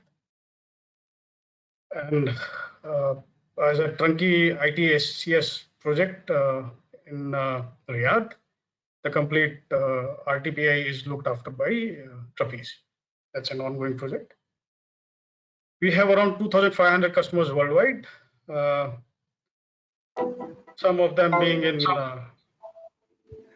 India, that is BST, MSRTC, Purple, and City Life in Mumbai and Western Indian region. These are few of our global operators who are using our solution. So go ahead, First Group, Transit Australia, Surf Lake, venture. And if I go into the railway side, it has a lot of customers. So around 6 out of 10 metro projects are using Trapeze solutions. Now, as a topic and as a theme of today's monologue, Mobilogues, sorry, I will be focusing on EAM solutions for bus and how we can improve and achieve more availability of the bus, higher availability of the bus, and have good customer experience. Now, if you look at the experience, this next slide, the slide which is available on the screen, in our experience, we have seen that every aspect of the operation has some gains if we implement right technology and has right processes in place. And those processes, if those are technology driven, they give you a lot of benefits in terms of value and cost saving. So if we focus on the first two portion on the screen, that is fleet maintenance and inventory management, which becomes part of the asset management, we have around 6.3% gain out of overall 18.8, which we think an organization can achieve if they implement right kind of solutions, which are tailor-made for public transport. So if we target, let's say, first 4.1 and how we can achieve that. So first and foremost is that a single source of truth should be available in the company. If you look at Indian scenario, I have visited almost all STOs in India, have done a lot of studies in there. They all say that they are having good solutions available, or they are computerized, or they are maintaining logbooks. But if I ask for, or if you ask for information, they will be looking in the registers and everywhere else. So the first and foremost is that there should be a single source of truth, which should maintain all the data available and should be available to all stakeholders. Similarly, if you have a right maintenance approach, do regular inspection and checks. And in terms of the right maintenance approach, we will be discussing, and I will be describing few of them in the next slides. Breakdowns and faults should be recorded in the system. The third and most important, which I think is serialized parts and rebuilds, those should be controlled and should have a more visibility within the organization. The part which is a serialized track can be tracked back to the OEM from where we have got the delivery and claim right kind of warranties or OEM repairs on that, as well as we can track the complete life cycle of the part in terms of the life in the first phase and rebuilds or repairs, whatever is going on, and life after each rebuild. For example, if I have a tire, so we can have a new tire life, then once it is rethreaded, you can have life after that and a cumulative life for that particular serialized part. So as far as parts are concerned, we should have more serialized part within the organization. Then comes the fuel and fluid management. Those should be automized with the RFIDs and whatever is possible within the organization. And those should be recorded within the system, and spare part availability with the right kind of availability algorithm in place. And once you have all that information available, you can sustain the operation. Then you move into the next phase, which is the decision support system, wherein you can have various KPIs, you can do RCAs on the data which is available with you. Let's start with the single source of truth. So we think a single solution which caters to all type of assets, including the bus within the organization, is the right kind of a solution for an organization. Using the solution, if you are able to maintain buses, maintain the complete structure of as built, as maintained, and as operated structures within the bus, as well as the other physical structures which are available within the organization. For example, if you have generators, you have washers, you have escalators, you have stops, you have to maintain everything and record it in the system and drive a right way of maintaining those assets. A single solution capturing all this data is the right kind of approach to have. And these are some example. If you have a solution which is able to give you a complete documents which are attached to a part or a asset, their geolocation, their GIS locations, their maintenance history in a single record with a 360 view of the parts, including floats and everything, and the assets which are there in the organization, and a single screen is a desirable requirement. Similarly, item movements between stores should be transparent and should be recorded into the system. And single system which is hosted in on-premise or on cloud with the capability of organizing the data into a single report is a desirable thing to have. The integrated fuel management and SO4 will take you into the KMPL you are getting out of the vehicle, what kind of performances you are getting, which is a stretch of road where you are, or a route on which you are consuming more fuel, or a driver, or anything. You can calculate based on that. If you have, you are able to capture the complete fuel sheet with the trip undertaken by each bus. The faults and breakdown, if you have a control room or planning to build a control room, the centralized faults where you are able to receive a call, record the faults on the trip itself with everything recorded automatically from there, with including the GIS location, is very beneficial. And then you can track how much time you have taken from the fault record to fault rectification, and then drive various KPIs out of it, like the engineer who has worked on that, mechanic who has worked on it, and the driver or conductor who is performing those trips and complaining on that. So if you have a single source of truth, next is that you try to find out the right kind of approach which fits you in terms of the maintenance methodology for a particular type of asset. If you look at any good book on maintenance, you will find these six failure patterns. That is a bathtub, random, and infant and motilities, and rapid increasing to the random side. All of them lead to loss of assets, and they all move towards the random error, which is the breakdown in terms of the bus environment if you look at the asset performance. So if we are able to identify what kind of, or predict what kind of error or a fault is going to be there in a bus and drive a methodology to curb those failures, that's the desirable solution. Theoretically, there are 9, there may be more, but I am aware of 9 types of maintenance strategies.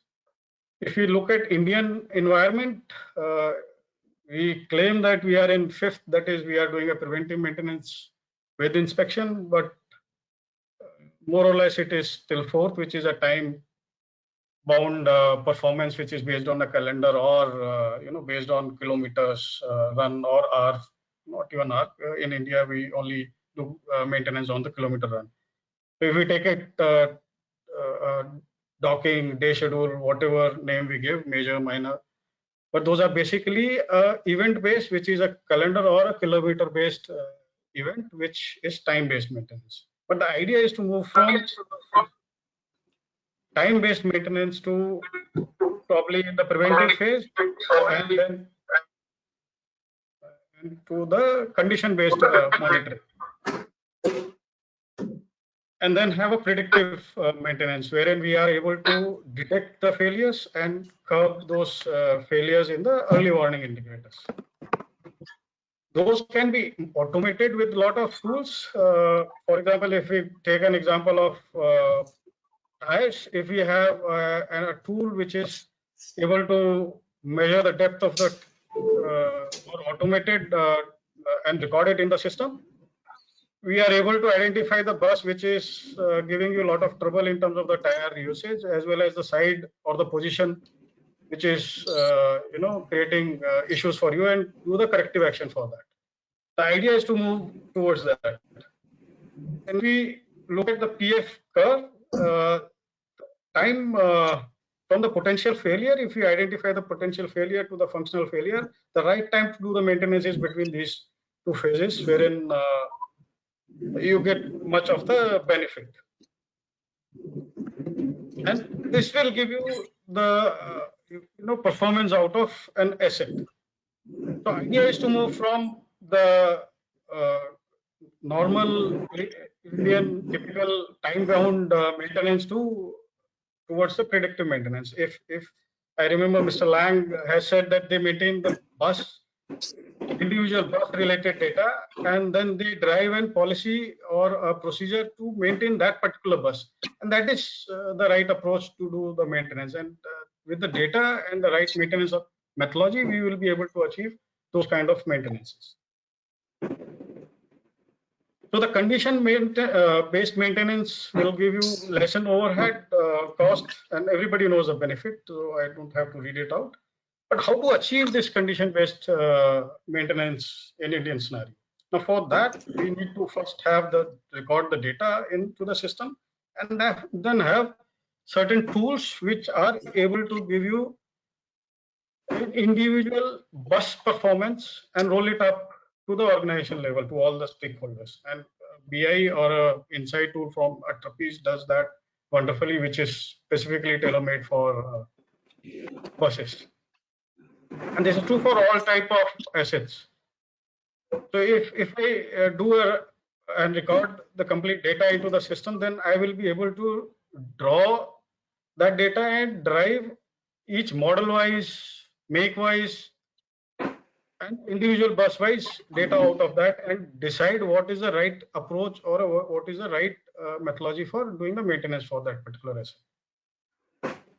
And then we can categorize those buses into A, B, C, D and drive, right methodology after these. These are some views. Like, for example, this is a breakdown analysis which we do.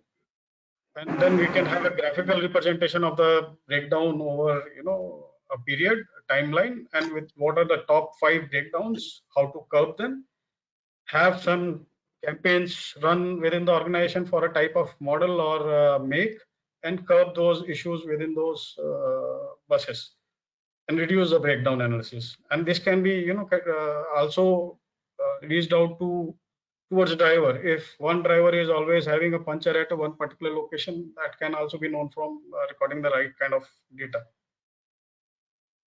Accident analysis also gives you a good benefit from having a graphical representation of what is a trend, who and what kind of training requirement should be there for a driver or maintenance staff. There is a brake fault or driver fault; those can be recorded, and a complete accident management should be there with the warranties and insurance claim included within the solution. Then have a running cost analysis. If you record your fuels, your maintenance, you can drive the complete cost. One more thing I would like to highlight: the private operators does the costing in a different way with the vis-a-vis the STUs. They have a standard cost which is put on to the part, and then that part is loaded onto certain bus on certain parameters. But that's not right. Either it should be FIFO or average cost, with the rebuild cost being put onto the bus itself, and the right costing methodology should be arrived at for the parts. And those are possible with the right kind of solutions which should be implemented in the organization. Next point I would like to take is the serialization and rebuilds. Rebuilds are repairs or which is done onto the part, but that changes the life expectancy of a part. That is, if take an example of a tire, if puncture is there, that's a normal repair, but that doesn't mean that it has been rethreaded and you start life at 0. But if you do a rethreading onto the tire, you start the life at 0, and then you have a cumulative for a complete tire life, as well as first rethread and second rethread and so on. And then also the serialized part, as I mentioned earlier, is able to track back all the positions where it has run, how many rebuilds it has happened, what kind of repairs each part has been done, and go back to the OEM. Now these rebuilds or parts, serialized part, can also be maintained with a sorry different. that I have to interrupt in Yeah. But then we would really focus a little on the highlights and takeaways. Because we are running out. Yeah, sorry. Give me 2-3 minutes, please. So it gives you a complete, repair history for the serialized part. And then one more thing I would like to highlight: most of the organizations have to maintain a bus structure with the part structure, wherein the engine, as an example, as an engine, and then engine sub-assemblies and roll down to the parts level. Kind of BOM structure should be created within the organization to have the complete change history and the life of each individual parts. The part, serialized part with the rebuild should be, 2 different parts with the different costing structure. The new part can have a standard cost, whereas the rebuild part can have an weighted average cost associated with that. So each repair which goes onto the system is tracked. Then important point is to have a complete tire management system available with the tire pressure, tire depths at each location, and rotation of the tire, and life of each tire at a particular position should be tracked. Multiple stores should be within the systems. These are key benefits which we think are achievable if you have a right solution in place. You have a optimization wherein resources and assets are used optimized in optimized fashion. Then productivity of the user, if they spend less time on the system and more time onto the maintaining the buses, the more productivity we will get. And then if we are able to do an RCA and proper maintenance root causes are identified, we improve a lot of productivity out of it. Automation should be available wherein the predictive maintenance should be the target, and reduce the wastage in terms of inventory replenishment methods, the inventory carrying cost. A lot of inventory goes waste or lost. Those are the key take from the right kind of EM for public transport. That's it from my side. If later on anybody has a question, they can reach out to me on my side. Thank you, Mr. for that interesting presentation. So we would be quickly jumping into the questions that we have so far received from the participants. And I think we have a very interesting list of questions, although we had few questions to the speakers, but then I think I would prioritize the questions that are in the chat box. So to begin with, the first question is to Mr. Lang. Mr. Lang, I hope you're still online. Yeah, thanks, that's great. So the first question is to you.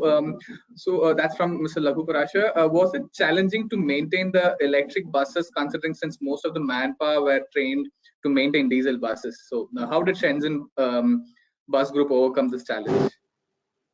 Well, at the very beginning stage, it was quite challenging because, as you said, the majority of our engineers, they are mechanical engineers. But when we do the transition from diesel to electric, everything becomes electric. So what we do is that in the very beginning stage, especially when we started to procure the first batch of electric buses, we are cooperating with the OEMs, the vehicle manufacturers, so that our engineers and our technical manufacturers, now they a chance to go over to the manufacturer to discuss with them to see which is the part that is most likely to fail, which is the part that needs tending the most, and what is the best way to repair certain parts. And after that, because due to the safety regulation in China, our entire workforce has to acquire what is it called? It's a high voltage mechanical engineering license from the government. It's mostly due to the safety concern, because when you deal with the buses, I think the high voltage part, the high voltage circuit is 500 volts and above. So so they have to go take lessons to learn about the electrical knowledge. And after that, and we also cooperated with the local colleges so that our staff can go over there to take lessons if they want to. So after, I would say, after half a year to 9 months, the majority of our workforce, they are capable and competent to work on electric vehicles. And of course, there are a lot of the workforce that is relatively older, so they are not as good as the younger people in terms of learning and receiving new knowledges. So what we do in that regard is that we separated the mechanical, the repairing maintenance work staff into two. So the younger ones, they can go take lessons, they can go receive more advanced training, they get to work directly on the vehicles. But an electric vehicle, it is still a piece of machinery after all. So there are mechanical parts that needs to be fixed. For example, the brakes, the air compressors. These are non-electrical parts. So these assemblies, they will be taken out from the vehicle, especially during the level 2 maintenance phase. They're taken out and they are sent to the older workforce. They are more experienced in the mechanical work. They can get to fix those. So with this kind of work allocation, we are able to maintain, I would say, a still efficient workforce. But one thing to keep in mind is that because of there are much less moving part in an electric vehicle when it comes compared to the diesel counterpart, the workload in the workshop, they are increased by a lot. So just there's an unofficial statistics that I would say quote here.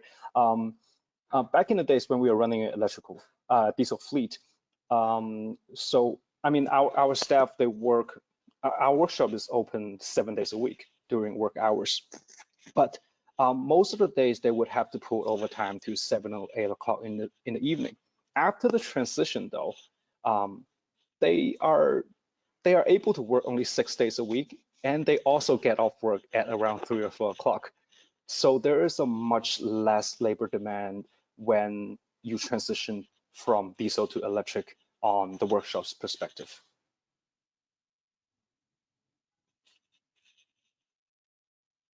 Great. Thanks, Mr. Lang, for that response. Moving on to the second question that we have received. The second question is from Mr. Dr. Minhaz. He's Chief General Manager, DTC. So this question is to Mr. Puneet. So this is regarding the breakdown numbers during Tata maintenance, and he thinks the breakdowns were a little high. So he was asking if there's a clarification on that. And is there any maintenance limitation in general? Yeah. Mr. Puneet, over to you.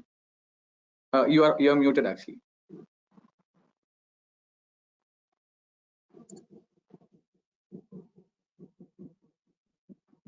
You're still muted, I think.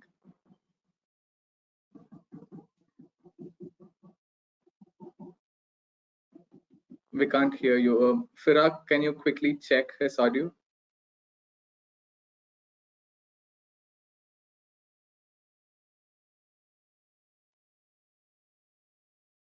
Sanjay ji, can you hear? Yeah, am I audible?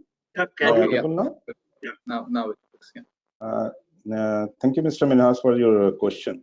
First of all, Mr. Minhas is our old colleague in DTC operation. He knows everything about this operation, and he knows in recent times when it is raining and water is so much logged around in Delhi, the breakdowns happens, and especially in the rainy season when the Delhi roads are with full of water, it happens, and it happens whenever there is so much of heavy rains are there.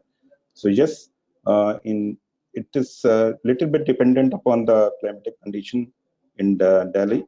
The breakdowns may have increased in little bit in recent days, but overall, if you go with the Mr. Minhas can check in the records, then year on year, the number of breakdowns have reduced to a major extent. Earlier, as per DTC contract, we were giving certain level of penalty also, but since last 4 or 5 years, there is almost zero penalty in terms of breakdowns. So I will again thank Mr. Manhas for his question, but I think I have answered his query. Thanks, Mr. Puneet, for that answer. So the next question is again to Mr. Lang. So this is about like, what do you you mentioned about the warranty for life of battery. What is the life you have so far for these buses? About the warranty is what the question is about. And what has been the life of So per regulation, the buses in China, they are only allowed. Actually, they are separated into two categories. For buses that is 10 meters and longer, the lifespan is 8 years, and for the buses that are 10 meters and shorter, the lifespan is 5. So the warranty is covered for these two time period. But I mean, for all public transportation vehicles, they have to perform annual checks by the authorities. So if it comes to the last year of the of its lifespan, and if the authorities they deem that vehicle is still good in operation, they would extend that the lifespan by or 2 years, depend on the size of the vehicles, and the warranty they will still stand for the extended period of time. But this would have to the operator they would have to negotiate with the manufacturer on this extended warranty.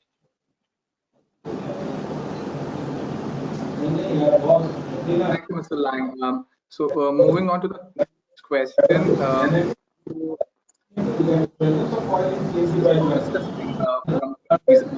How widespread these software solutions are in the market, and how is the software penetration in the market? Do people realize its benefits? Yeah, it's very, yeah, there is some disturbance. Yeah. This question, request other speakers to mute. I think there's some disturbance in the background. Yeah, over to you, Mr. Singh, please. Yeah. So the first and foremost is to identify that the right kind of domain-specific technology is required by Indian STUs. Second, as an example, if I take that a GPS device which is logging geolocation for a bus can be an onboard computer or an normal 2000 rupees GPS device which gives you an GIS or GPS location for that particular bus. But the benefit from an onboard computers are huge in terms of the real-time passenger information as compared to a normal, GPS device which loses connection to the database, data connectivity, or to the satellite and gives you a location in Arabian Sea. Whereas these onboard computers are able to give the passenger a right kind of information, even if the connectivity is lost to either GPS or places like that. So identifying the right technology which is suited and gives you a benefit with the kind of benefit which I described is the need of an hour. Second is that if the cost, from the cost perspective, there are various methodologies by which we can achieve that. It can be a cloud-hosted environment, or a different methodology can be achieved. to give a benefit, more benefits to the customer. But having a 20% or let's say 6 to 20% benefit out of an IT-driven solution implemented at an organization is a huge cost saving for an STU. And that's very minimal in terms of software investment. Thank you, Mr. Singh. I see there are a couple of questions in the chat box, but then we'll definitely take those questions, and we will see to it that we respond to each of these questions. And I'll request all the speakers to respond to those questions via email. You can share it with us, and then we'll reach out to the participants. I would thank all the speakers and request Sanjay ji to take over and share his remarks as well. Over to you, Sanjay ji. Thank you. Yeah, thanks all the panelists for their very good inputs in the maintenance part. And actually, it's an eye-opener for most of us, where we actually don't pay that much importance to the maintenance. It's procurement and initial during the warranty period maintenance is taken care. But then the life of the buses actually depends upon how you maintain over 10 years and maybe 12 years. So this is what is good for us, all of us. So thank you all for participating. Now I would request Mr. A.S. Lakra, who is a well-known figure in this area, and we would like to hear from him also. What are his view, and maybe some closing remarks from Mr. Lakra. Over to you, sir. Yeah, thank you, Sanjay. Good evening, everyone. Good evening, all panelists and participants. It's a great pleasure to talk to all of you at this point of time.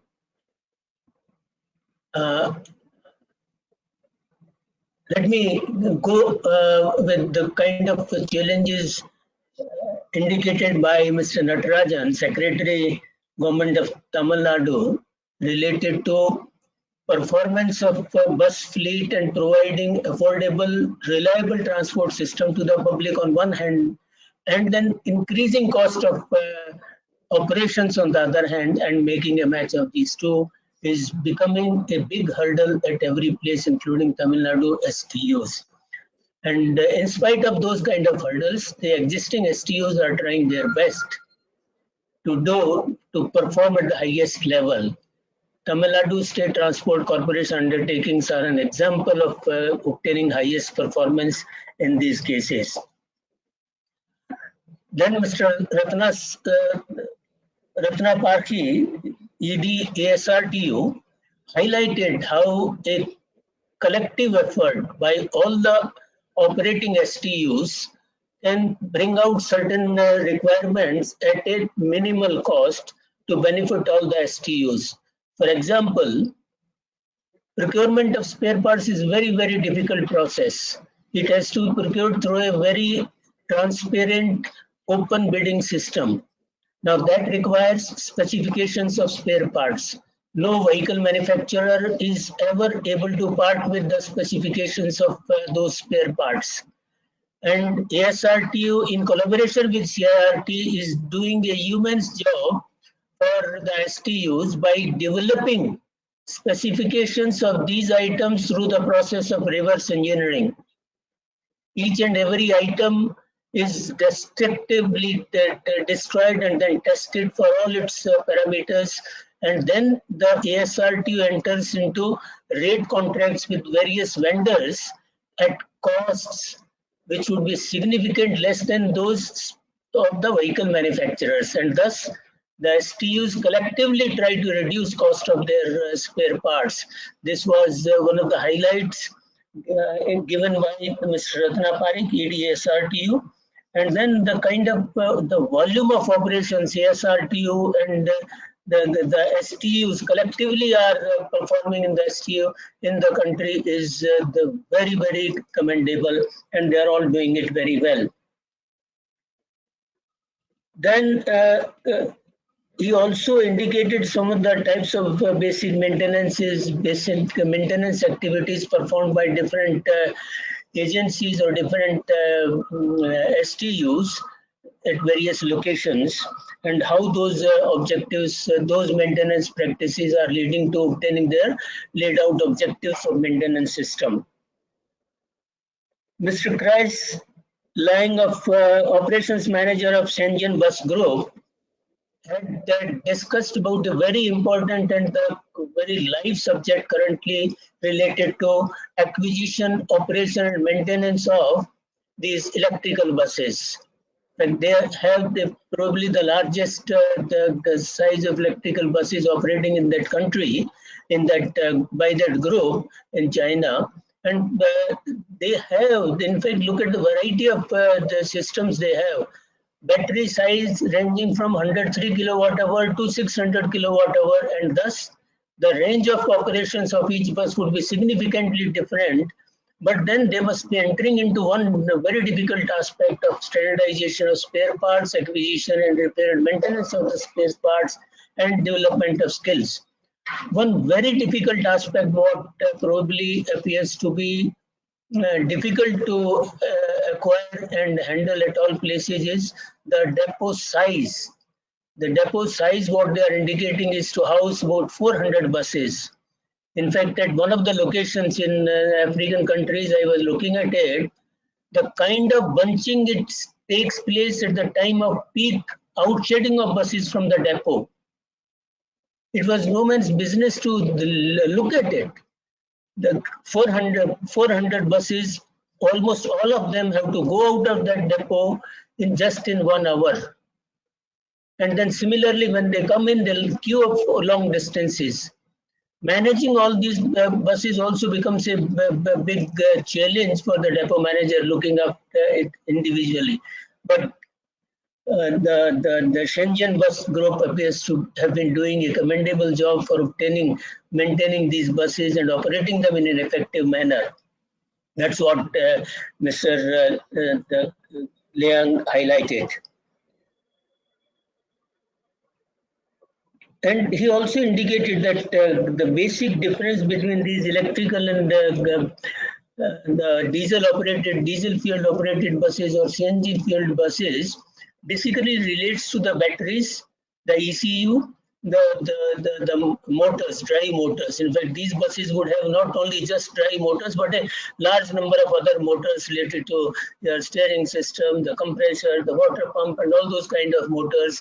And then, of course, in addition to that, the different types of charging systems and the standardization of the charging systems.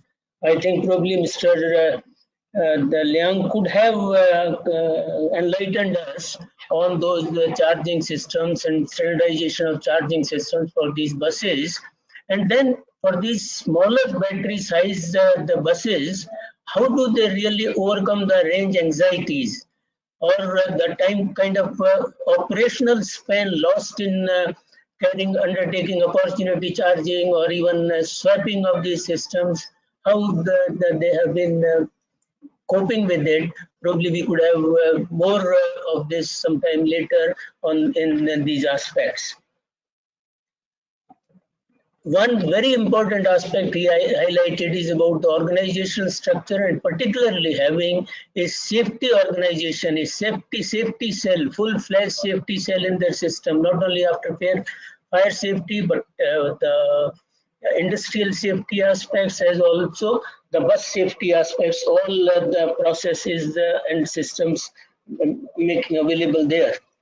Levels of maintenance, again, undertaking preventive maintenance at 20,000 kilometers for these buses appears to be a very good mean time between these the maintenances.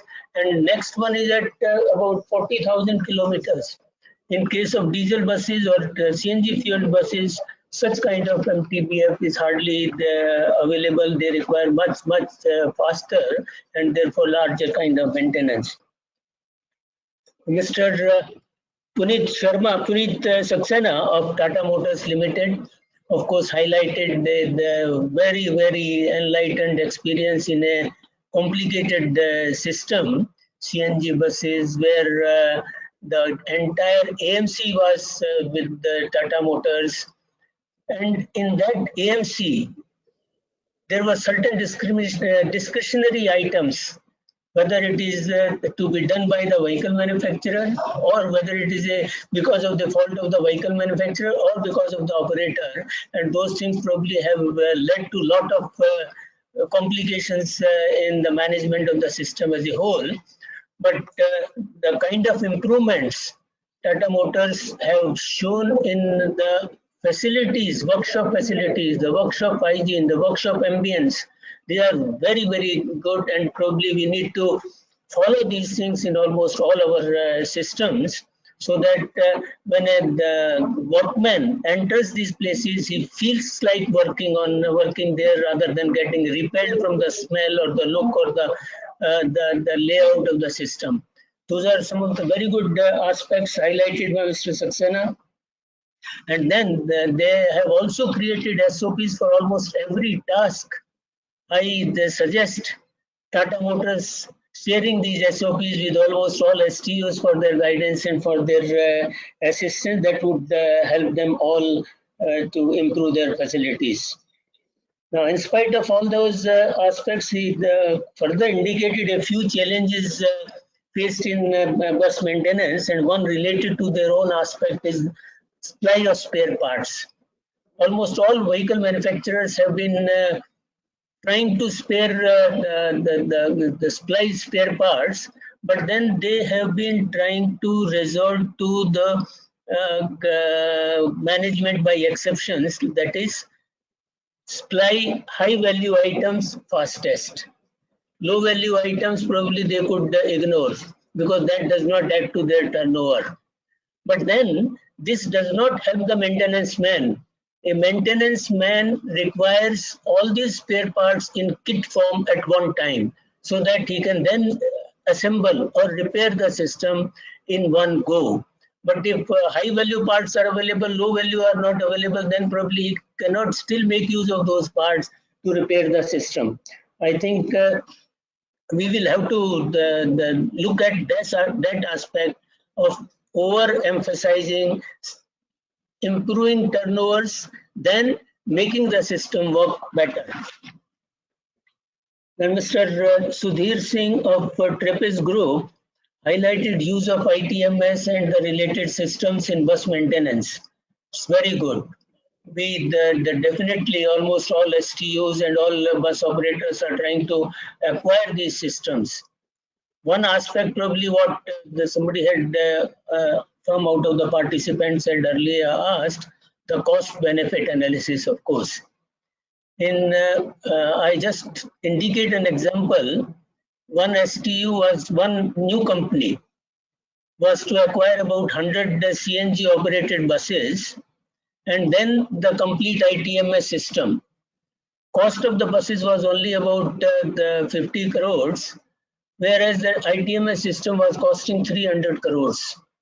Now, I don't know how do these two things match and to what extent they are really beneficial to the system. In fact, we need to have ITMS, we need to have IT system available, but then that has to be in a manner that it does not increase the cost of operations. The improvements available are there, but those improvements are so insignificant that they do not take care of this such heavy investments.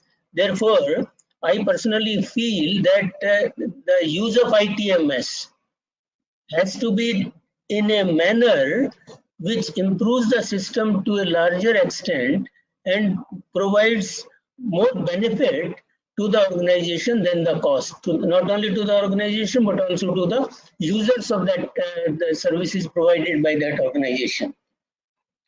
In fact, all the speakers have place their views in an efficient, excellent, and a very articulate manner. I think all our participants should thank them in providing such good inputs for the maintenance system, which has generally been ignored by almost all our planner friends. So that's a very good beginning, and we should go ahead for such kind of workshops for the benefit of the maintenance people. Now, I would add a few things on continue to this. For example, none of our friends in the maintenance activity should be scared of maintenance. It's very simple. Yeah, yeah. We have Yeah, overshot Professor. our time. Pardon me? Sir, if you can maybe close it. We overshot Yeah. our time. We need to conclude. Okay, Professor. Right. Oh, thank you. Thank you. I'll just take 2 minutes. Yes, boss. One or two aspects what we need to add to this system is waste analysis leading to improved vehicle maintenance without very heavy efforts. Like when a worn out tire is removed from the system, just look at the type of wear on that tire correlated to the vehicle parameter, vehicle system, what would have caused this error, and correct that system right away. Otherwise, all other tires what you fit there would meet a similar fate. Similarly, you look at the simple aspect, very simple, cost effective, nothing involved. You have the security guard sitting at the gate. Let him watch the exhaust emission of all vehicles. Color of that, which indicates the condition of that vehicle. Wherever it is abnormal, note it and give it to the people. He should take a corrective action. Now, some more inputs were there, but then because there is a shortage of time, let me take this opportunity to propose a vote of thanks. Right at the outset, I would like to thank the Ministry of Housing and Urban Affairs for taking such initiative of capacity building on regular basis, particularly in areas like bus maintenance, which need more and more capacity building. Such seminars or workshops or Mobilogues, more and more of these things are required, maybe related to individual subject. I thank them all from our own side. Then I thank Mr. Natarajan, Secretary Government of Tamil Nadu, for his thought-provoking address and highlighting the performance of STUs and the challenges they are facing and how they are coping with those challenges to provide excellent services there. I thank Mr. Ratna Parki, Executive Director, ASRTU, for his the keynote address, where he highlighted the performance of various STUs and what kind of challenges the STUs are facing there. I thank Mr. Chris Leung of Shenzhen Bus Group for his excellent the talk on electrical buses, their operations, their maintenance, their systems and subsystems, and how these systems need to be maintained. Thank you, Mr. Leung. I thank Mr. Puneet Saxena of Tata Motor Limited, who had given a definite insight after his long experience about the kind of maintenance systems that they have developed through the process of evolution, but taking care of a large fleet of buses in one of the complicated systems. And very successfully, they have created different subsystems, SOPs, and other aspects. Thank you, Mr. Puneet Saxena, for your enlightening address. Then I thank Mr. Sudhir Singh, Operations Manager of Trapeze Group, for highlighting the use of technology in bus maintenance, spare parts, and inventory management and control. And probably then I should also not forget to thank my colleague Mr. Sanjay Saxena and Amig from GIZ, who have been so ably conducting this monologue throughout this period and handling it on time. Thank you, Sanjay. Thank you, Amig. And then let me also thank Professor Sivanand Swami, Dr. Shalini Sinha, and the entire group at CRDF, who have so very well organized this monologue today. I thank CEPT University CRDF management for giving us all this opportunity to come together and exchange our views on this very important subject. I thank all the organizers who were involved in this task for making it a great success. Thank you very much. Thank you, sir. Thanks a Thank you lot, for your Dr. words. Sir. Yeah, thanks a lot for the closing remarks. Thanks a lot, Chris Lang, also to stay back till this late. I think it's quite late in Shenzhen as well. Thanks a lot. Firaq, could you please quickly share the poster for the 4th Mobilogue, which is on urban freight? Yeah, so I would request all the participants to also register for the 4th Mobilogue, which would be on freight management in cities. It's scheduled on 12th August at same time at 4 p.m. IST. Looking forward to all participants for our next session. Thanks to all the speakers, all the moderators, and the team at CEPT and GIZ and Ministry of Housing and Urban Affairs. Thanks to each one of you. So we close the session. Thanks, everyone. Thank you, Amit. Thank you. Thank you very much. Thank you very much. Thank Thank you. you. Thank you, Mr. Thank you, everyone. Thanks. Thank you.